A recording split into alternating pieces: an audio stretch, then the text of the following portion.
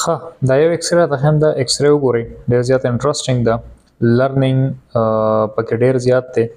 ډېر څه به ترې زده کوئ دا یو پیشنټ و د هغه اصل کې سیکنډ مولر باندې پین و کیریس و خو چې ایکسره ما واخیسته د ایکسرې سره په فرسټ مولر کې د روټ اپیکس کې کم ریډیوپیسټي هغه راله نو دا ایکسرې د هغې چې کم دی بالکل اپیکس کې روټ چې کم دی د هغې د اپیکس سره کنیکټډ دا زموږ سره ریډیوپیسټي ده هارت او دا کنیکټ شوی هم د دې مخکې ټوپ سره هم دی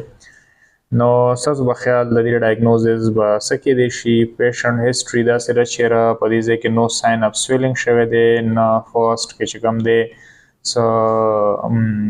سویلینګ و نه پین و هیڅ ورته نه